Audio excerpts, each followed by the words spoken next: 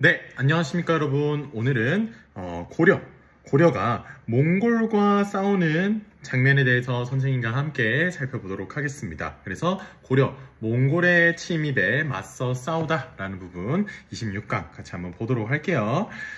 오늘의 배움 목표는 다음과 같습니다. 몽골의 침입에 맞서 싸운 고려인의 항쟁 과정을 설명할 수 있다라고 했는데, 여러분들 늘 그랬다시피 과정을 설명하라 하면 우리 어떤 식으로 무엇에 집중을 해서 공부를 해야 될까요? 그렇죠. 이게 뭔가 어떤 과정으로 흘러가는지 그 순서를 여러분들이 잘 기억을 하는 것이 중요하겠다라는 그 부분 생각해서 수업 들으시면 되겠습니다. 그렇다면은 오늘 몽골이 어떻게 공격을 해왔고 거기에 고려가 어떻게 저항했는지 순서대로 한번 보도록 하겠습니다. 먼저 몽골의 침략 첫 번째입니다. 몽골의 침략. 이 몽골 같은 경우에 처음에 원래 이 중앙아시아 쪽에 있던 몽골 고원 쪽에 있던 하나의 부족들이었어요. 근데 우리가 작년에 역사 1 할 때 배웠다시피 칭기스칸이 이들을 13세기 초에 통일을 하게 되고 또 금나라를 공격하면서 세력을 확대해 갔죠. 그러면서 아예 중국까지 집어삼켰던 그게 바로 몽골이었었습니다. 이 몽골은 원래 그 전까지만 해도 고려와는 큰 관계가 없었었는데 바로 이 거란족 때문에 몽골과 고려가 관계가 생겼다라는 걸 아시면 되겠습니다. 간단하게 넘어갈 부분이긴 하지만 여기가 금나라였고 금나라가 그때 거란을 이제 집어삼켰던 상황이었죠. 우리가 여진족이 이제 거란을 집어삼켜서 금나라 안에 거란족이 이렇게 묶여있던 상황이라고 보시면 되겠습니다. 그런 상황 속에서 위쪽에서 몽골이 내려오게 되었고 몽골이 내려와서 이 금나라를 쫓아내고 몽골이 집어삼키게 됩니다. 그러니까 굉장히 혼란스러운 상황이었겠죠. 그런 상황 속에서 거란이 지금 굉장히 혼란스러워 보이는데 지금 금나라를 탈출해야겠다 하면서 거란이 도망쳐서 나가게 됩니다.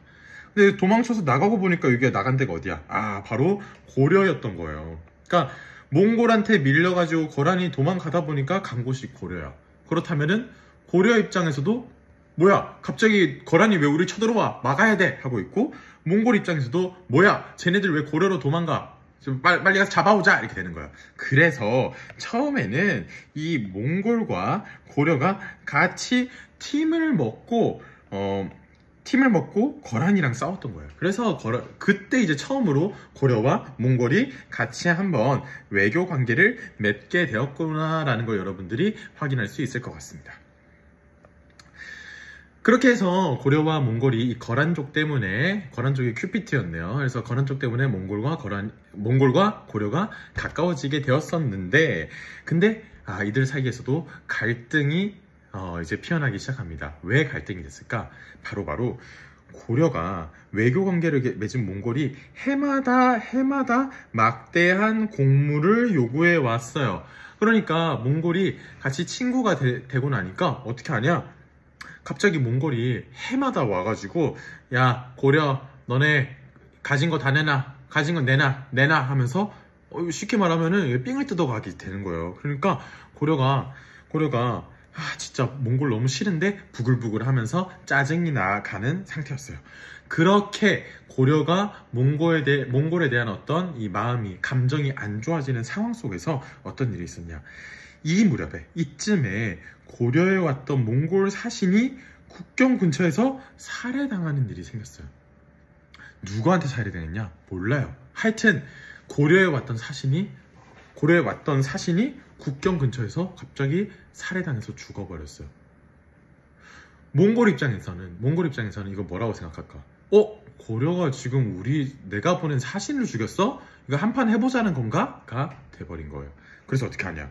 그래서 몽골은 이를 구실로 고려를 침략하게 됩니다. 1231년에 말이죠. 근데 이렇게 처음으로 몽골이 1차로 침입해 왔을 때는 몽골에 대한 어떤 침입에 대한 대비가 확실하게 되어 있는 상황은 아니었습니다.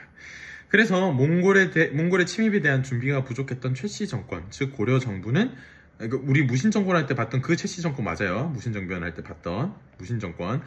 그 최씨 정권은 서둘러서 몽골과 강화는 무슨 뜻이냐면은 전쟁을 끝내는 겁니다. 그렇죠? 그래서 전쟁을 멈추게 됩니다. 하지만 고려가 이대로 그냥 몽골한테 그냥 다 항복하고 끝내려는 건 아니었어요. 고려는 계속해서 몽골군에 맞서기 위해서 여러 가지 저항을 해왔는데 어떤 식으로 저항을 해왔을지 여러분들 함께 살펴보도록 하겠습니다. 두 번째, 몽골군에 맞선 고려의 저항. 첫 번째는 이 몽골의 1차 침입 이후 최씨 정권은 계속해서 이 몽골에 맞서기 위해서 수도를 옮깁니다. 어디서? 개경에서 강화도로 수도를 옮기게 됩니다. 강화도가 어디냐면은 여러분들 서울이 개경이 여기 있으면 그 바로 밑에 우리 서울 바로 서쪽에 강화라는 섬이 인천 쪽에 있습니다. 그래서 요쪽에 그러니까 이쪽으로 가면 개경이고 여기 섬으로 갔는데 여기 바다가 있으니까 생각을 했던 거예요. 바다가 있네? 몽골 쟤네들은 바다에 대한 경험이 많지 않을 거야. 왜냐? 지금도 몽골은 바다가 없어요. 육지만 있어요. 그러니까 쟤네들은 바다가 되면은 잘 쳐들어오지 못할 거야 라고 생각을 하는 겁니다. 그래서 그 수도를 개경에서 강화도로 옮기고 장기간의 항전을 준비했다라고 보시면 되겠습니다. 이후 몽골은 계속해서 고려를 침략을 했습니다. 그래서 총 6차례에 걸쳐서 몽골이 쳐들어왔고, 그거는 이제 고려는 강화에서 그 몽골군을 이제 남은 건 5차례죠. 5차례의 몽골군의 공격을 강화도에서 막아냈다라고 보시면 되겠습니다. 즉, 몽골의 1차 침입 이후에 고려는 어디에 수도를 두고 몽골에 맞섰냐? 그렇죠. 강화도에 수도를 두고 맞섰다. 이 부분 여러분들 기억하시면 되겠습니다. 그렇게 해서 총 6차례의 이 몽골군의 침입 동안 그 대표적인 아주 전투가 유명한 인물이 있었어요. 그게 누구냐? 여러분 꼭 기억해 주세요. 누구다? 바로 김윤후라는 사람이 있었습니다. 김윤후. 이 김윤후는 원래 승려였어요. 승려가 뭐야? 스님이죠, 스님. 그래서 김윤후는 스님이었는데 이 처인성, 그러니까 정확하게는 처인부곡이라는 데가 있어요. 처인부곡. 여러분 부곡 어디서 들어봤어요? 부곡 우리 그 향부곡 소화할 때 들었던 특수행정구역이죠. 이 사람들은 차별받던 하층민들이었어요. 그런데 이때 이제 스님이었던 김윤후를 따라서 이 부곡민들이 함께 힘을 합쳐서 무려 몽골군 대장 살리타라는 대장을 1232년에 막아내게 됩니다. 이 사람들은 이쪽 지형에 더 익숙했었으니까 그런 전략을 잘 세워가지고 하층민이지만 나와 내 가족과 우리 마을을 위해서 함께 싸워서 이렇게 살리타를 몽골군을 이제 막아내게 됐던 것이죠. 대단하지 않나요? 정식 군인도 아닌 사람들이 이렇게 막아냈습니다. 이 김윤후라는 사람이 또 대단한 게 뭐냐면 이렇게 해서 사실 재밌는 거 알려줄게요. 이 김윤후라는 사람이 이 처인이 어디냐? 여러분들 용인 사는 사람들은 용인시 처인구라고 들어봤을 거예요. 거기입니다. 거기. 이 처인구, 그러니까 원래 여기가 처인부곡이었어. 처인부곡에서 막아내고 나니까 어떻게 됐냐? 이 처인부곡이 나중에 그 부곡이 아니라 일반 현으로 현이었나 하여튼 이렇게 업그레이드가 되게 되고 이 부곡민들도 신분이 이렇게 뭐랄까 조금 더 차별이 적어지는 그런 상황이 되게 된 것이죠. 그렇게 김윤후도 원래 스님이었는데 이거 끝나고 나서는 그 공을 인정받아서 정식 장군으로 임명이 됩니다. 무슨 충주성 방호 별감인가 해갖고 뭐 이렇게 장군이 됐었어요.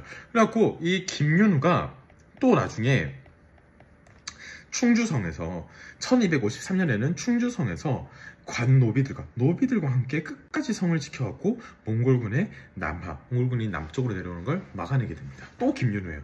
그래갖고 이런 식으로 김윤후라는 분이 굉장히 활약을 해서 이런 식으로 몽골에 맞섰구나 라는 부분 여러분들 집중해서 볼 수 있을 것 같습니다. 이해됐을까요? 좋습니다.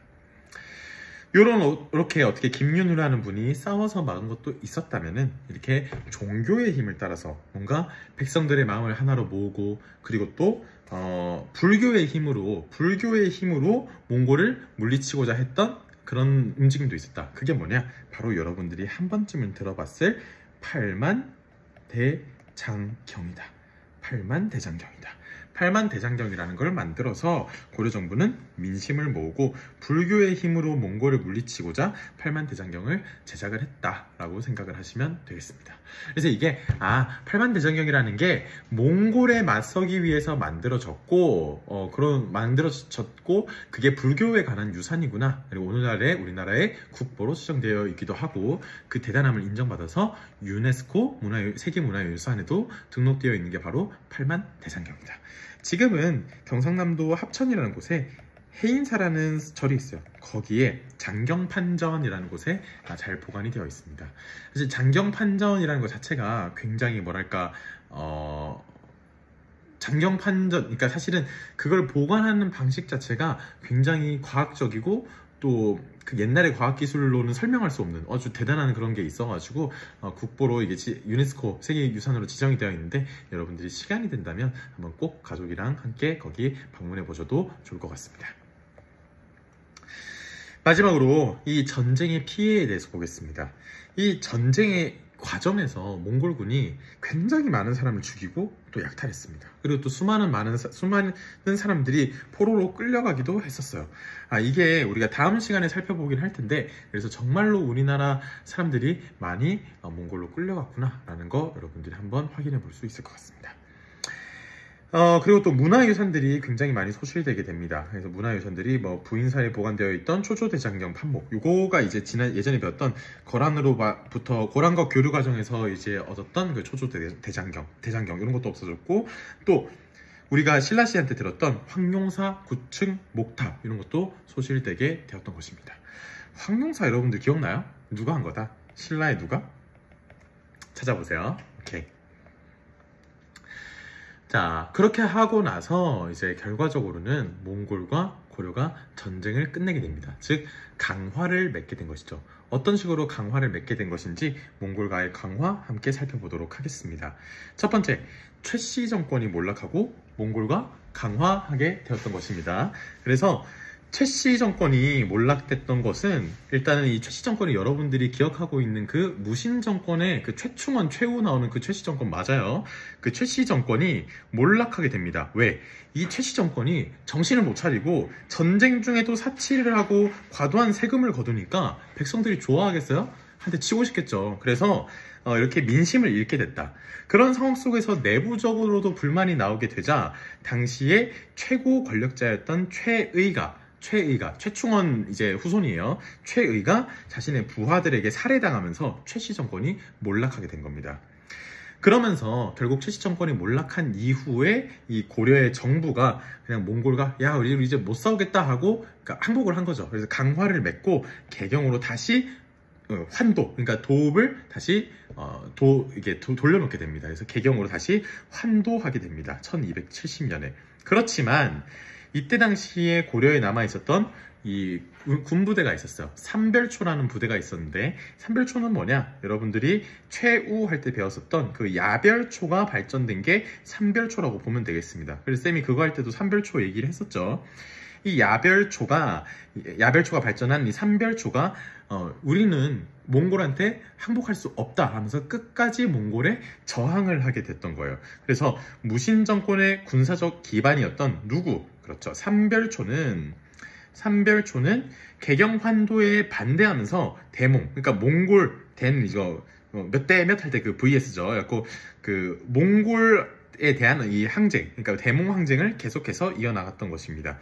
그래서 이들은 근거지를 강화도, 근데 강화도가 정복당할 것 같으니까 우리 요 밑에 있던 진도라고 있어요. 진도, 이쪽에 진도가 있어요. 여러분 진돗개 할 때 그 진도 맞아요. 진도로 옮겨갔다. 여기 진도 있죠. 옮겨갔다가 여기도 이제 점령당하니까 제주도까지 옮기면서 계속해서 저항을 했는데 결국에 1273년에 고려와 몽골의 연합군에게 고려가 같이 힘을 합쳐요. 고려와 몽골의 연합군에게 삼별초가 진압되게 되면서 그 고려의 몽골에 대한 그 저항 과정은 끝맺음을 하게